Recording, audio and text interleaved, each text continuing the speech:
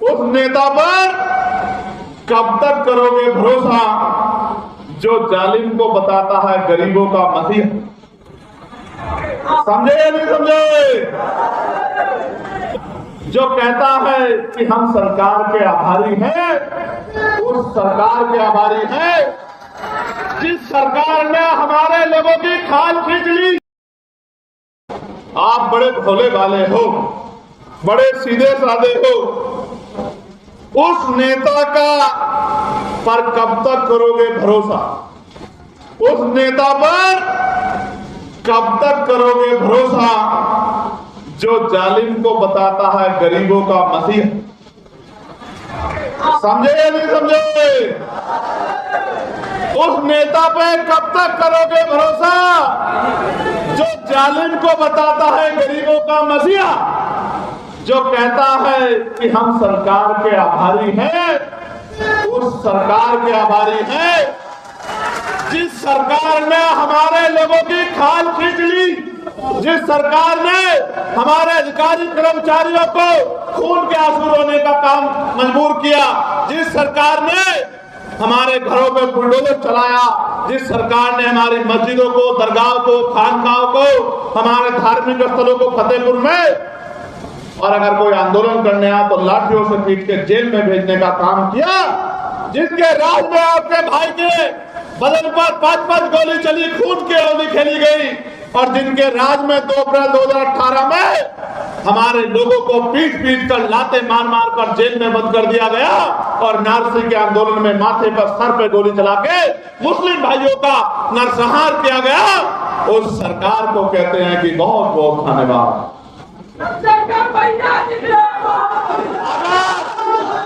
अगर इतने भोलेपन में रहोगे, मैं इस स्वामी अछूतानंद जी की धरती से कह रहा हूं, इतने भोलेपन में रहोगे तो ठगे जाते रहोगे। आज आप जानते हो जिस तरह से नौजवानों ने पकड़ी है मिशन की रफ्तार, जिस तरह से नौजवानों ने पकड़ी है मिशन की रफ्तार, तो कई लोग हो गए हैं खबरदार, खबरदार, खबरदार। लेकिन याद रखो कि अब सब लोगों की निगाह आपकी तरफ है। अब सब लोगों की निगाह आपकी तरफ है, और लोग ये देख रहे हैं कि भारतीय जनता पार्टी के गुंडा राज से कैसे निजात मिली, कैसे गुंडा राज को खत्म किया जाएगा, कैसे हमारे पढ़े लिखे बच्चों को रोजगार मिलेगा, कैसे कानून व्यवस्था अच्छी होगी, और कैसे हमारे लोगों को स्वाभिमान सम्मान का जीवन मिलेगा। आज ये चैलेंज है हम लोगों के सामने, आप सब लोगों के सामने, और हमें इस चैलेंज को स्वीकार करना है और दिन रात जाके मेहनत करके इस गुंडागर्दी की सरकार को सत्ता से उखाड़ फेंकना। उखाड़ फेंकोगे नहीं, उखाड़ फेंकोगे बताओ? उखाड़ फेंकोगे नहीं, फेंकोगे बताओ? प्यारे भाइयों, कानून व्यवस्था की दुहाई देने वाली सरकार लखनऊ में कल ही, प्रदेश की राजधानी लखनऊ में कल ही 3-4 दरिंदों ने बच्ची का जो है उसके सम्मान को छीन भिन करने का काम किया। और यही इलाहाबाद यूनिवर्सिटी के छात्रावास को लेकर कल मेरे भाई जो वहां सड़कों पर उतरे हुए थे कि कुलपति जी उनसे अच्छा व्यवहार नहीं कर रहे हैं। यही मैंने अखबार में पढ़ा 2 दिन पहले, यही मैंने अखबार में पढ़ा। प्यारे साथियों, क्या आप इस सरकार के कामकाज को अच्छा कामकाज मानते हो?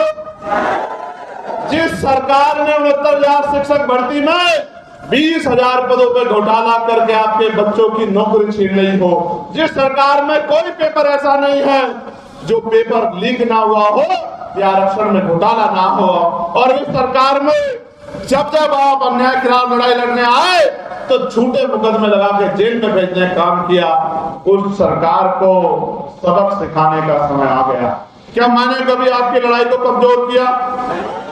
क्या कभी आपका हाथ छोड़ा? क्या अन्याय में कभी आपको अकेला छोड़ा? क्या पार्लियामेंट में कोई ऐसा विषय है जिसको मैंने आपके ना उठाया हो?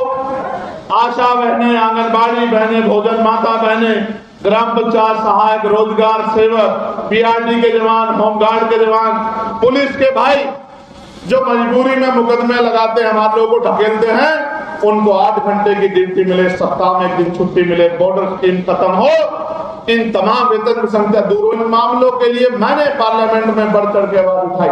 मैंने इसलिए नहीं उठाई कि तनख्वाह बढ़ा दो, भत्ते बढ़ा दो। मैंने आवाज उठाई तो इसलिए उठाई कि नौजवानों को रोजगार मिलना चाहिए, और मैंने आवाज उठाई तो इसलिए उठाई कि समान काम समान वेतन पॉलिसी लागू होनी चाहिए, और जो ठेके पे संविदा पे काम कर रहे हैं उनको भी सम्मानित वेतन मिलना चाहिए। मैंने हर विषय पे आवाज उठाई, हर जुल्म पे आवाज उठाई। अब बारी आपकी है, अगर आप चाहते हो कि ये आवाज आपके घरों तक पहुंच जाए तो आने वाले तीसरे पंचायत चुनाव में जब आपने सबको मौका दिया है तो एक मौका आजाद समाज पार्टी काशीराम को मिलना चाहिए, नहीं मिलना चाहिए? जोर से बताओ, मिलना चाहिए नहीं मिलना चाहिए? और अगर आप तैयार हो कि मिलना चाहिए तो फिर मेहनत करने के लिए भी तैयार हो जाओ, दोनों हाथों से उठाओ और कहो कि आप घर घर जाके बहुजन समाज में भाईचारा पैदा करने का काम करोगे। करोगे नहीं करोगे बताओ? लोगों को जोड़ने का काम करोगे नहीं करोगे बताओ? हर घर तक ये आवाज पहुंचाने का काम करोगे नहीं करोगे बताओ? और जैसा मैंने आपको बताया कि पिछड़े वर्ग के लोगों को, अति पिछड़े वर्ग के लोगों को, शेड्यूल कास्ट के लोगों को, मुस्लिम समाज के लोगों को और न्याय पसंद सामाजिक न्याय को मानने वाले लोगों को जब हम इस विचारधारा के बारे में जाकर बताएंगे और कमर कस लेंगे कि मैं 100 किलोमीटर दूर ना जाके अपने 10 किलोमीटर के एरिया में जितने भी गांव, जितने भी लोग, जितने भी घर पड़ते हैं, सब घर गांव तक पहुंचकर अपने लोगों को जागरूक करके भाईचारा बना के और उनकी वोट की अहमियत समझाने का काम करूंगा कि बाबा साहब अम्बेडकर अपने 4-4 बच्चों को कुर्बान करके आपके हाथ में इतनी बड़ी ताकत देके गए थे कि जिसे चाहो कुर्सी में बिठा दो और जिसे चाहे जमीन पर पटक दो। आज हालात ये है कि जिनकी संख्या इतनी सी है वो राजकाज चला रहे हैं और जिनकी संख्या बहुसंख्यक है उनके ऊपर जुल्म जाती हो रही। कुछ तो गलती हुई है ना, कुछ तो गलती हुई है ना। लोकतंत्र का मतलब क्या है?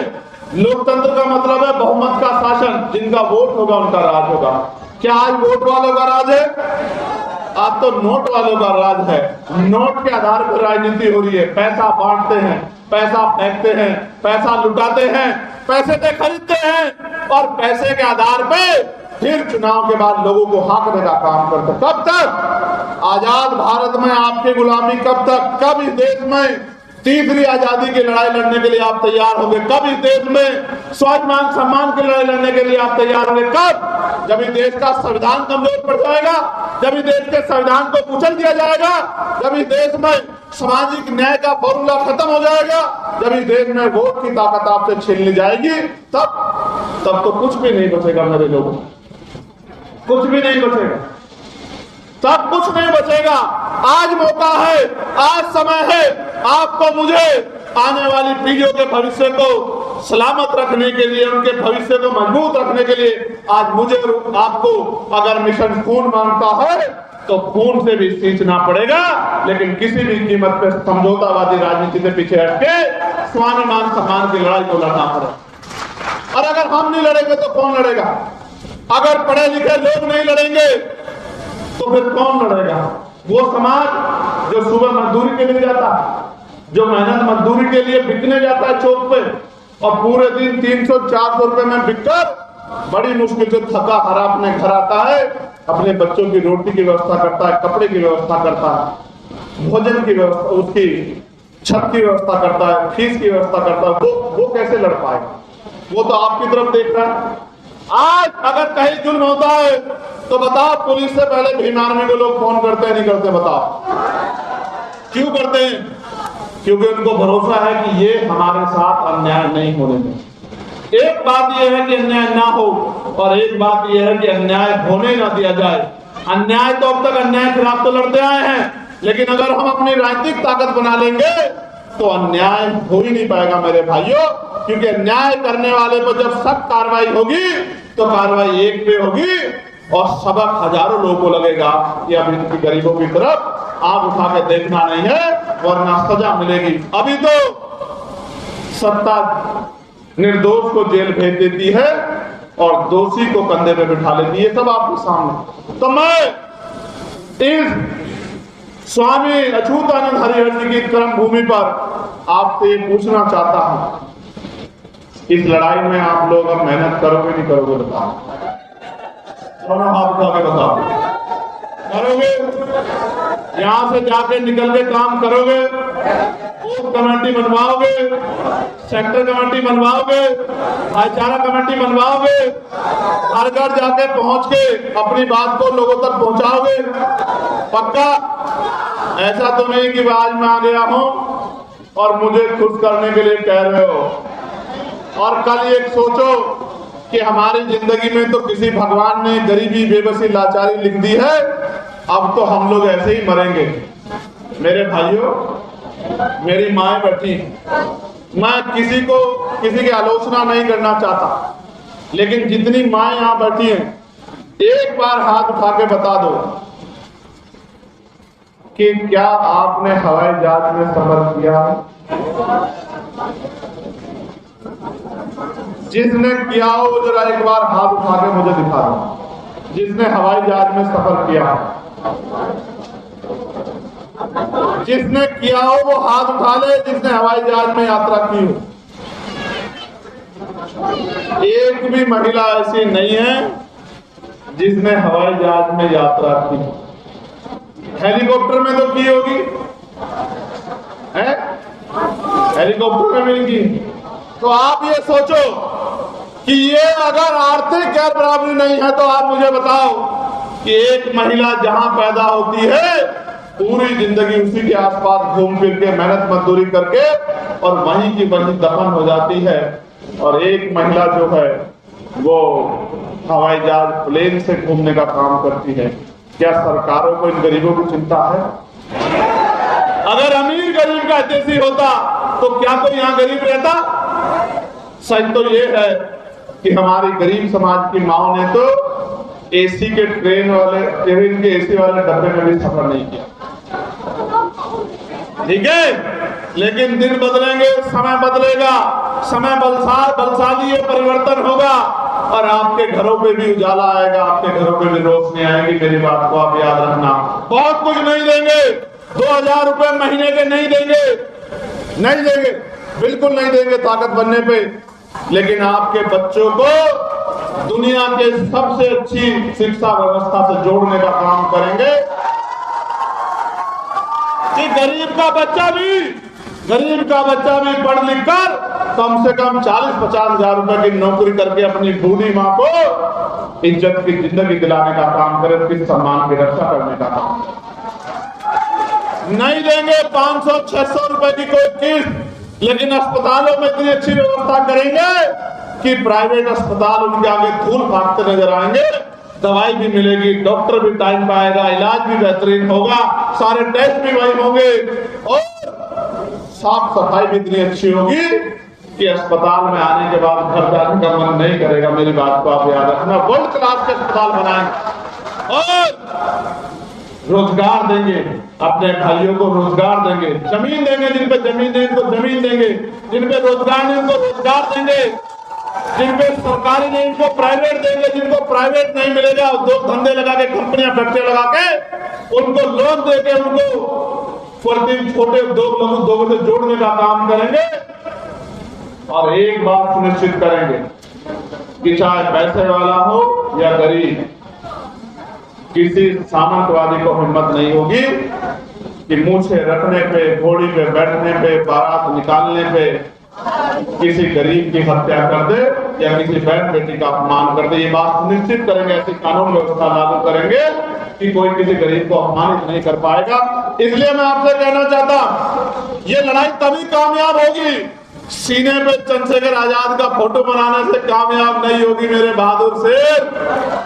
ये कामयाब तब होगी जब चंद्रशेखर आजाद को राजनीतिक शक्ति आप दोगे, और जिस दिन चंद्रशेखर आजाद के पास राजनीतिक शक्ति होगी तो किसी कोने में खड़े होकर आवाज लगा देना, घंटे भी नहीं लगेंगे, आपकी आवाज आपके भाई तक पहुंच जाएगी। मेरी बात मैं जानता हूं मैं जानता हूं कि आपके दिलों तक मेरी बात जाती है, मैं जानता हूं, लेकिन आप ये समझ लो कि जब तक आप ताकत नहीं दोगे तब तक आपके क्षेत्रों में बहुत बदलाव होने वाला नहीं।